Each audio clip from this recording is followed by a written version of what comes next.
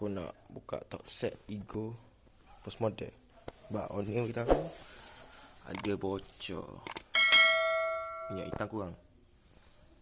Jom kita check. Okay, ni barang-barang dia. OIC lah. Valve C 2. Tu gasket top set ego. Tu air Pepsi. Tu akan dah bagi 2.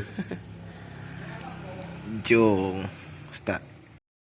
Nak buka skru ni kiri kanan. Tu skru ni 2. Lepas tu boleh tarik. Jap. Okay, ni keadaan enjin ni sekarang ni. Kotor gila. Nak buka skru pak putih. Skru 2 tepi. Skru 2. Sekejap apa? Aku tunjuk. Kok peta. Kok seat. Meh.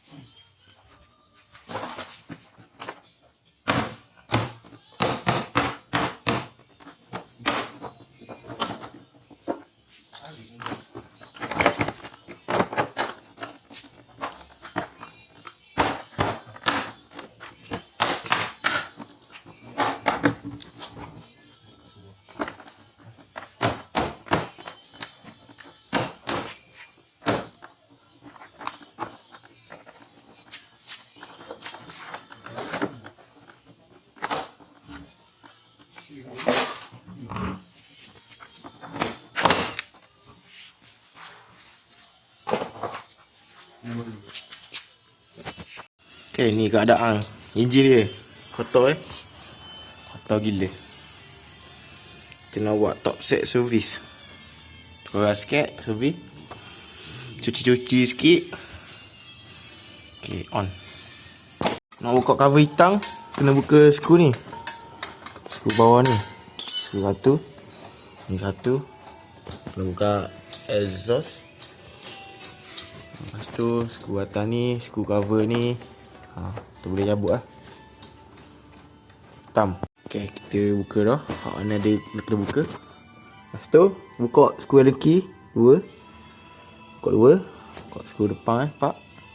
Skru lapang. Tu dalam ni mat timing. Jaga aku buka. Tunggu. Beres. Kita buka dah. Tapi kena pahat lah. Kerah. Atau pahat ke. Okay, sekarang buka dah belakang. Tengah cuci hek. Dah kotor gila. Semua dah biji-biji. Settle cuci hek. Settle. Kita masuk valve C Valve C. Dalam ni.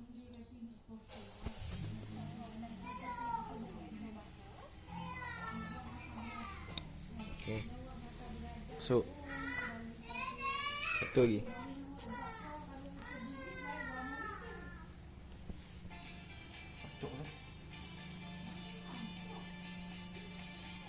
Betul. Masuk. Okay, kita nak pasang gasket baru dekat blok. Standard standard 0.25. Okay, jom. Okay, settle head. Settle boleh boleh pasang ah. Boleh pasang lagi, meh? Boleh. Jom pasang.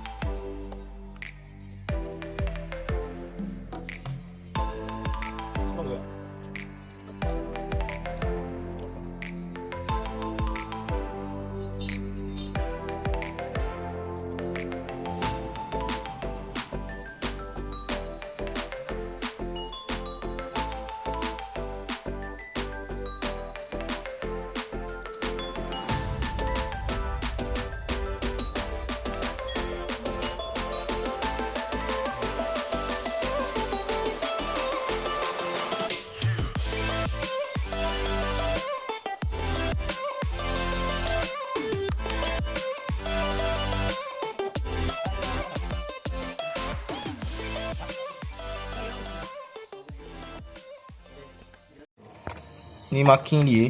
Marking dia ni dengan ni. Nak mana? Dengan nak mana ni? Dengan ni. Sama. Ni pendek, height dengan anak mana? Ni straight ni.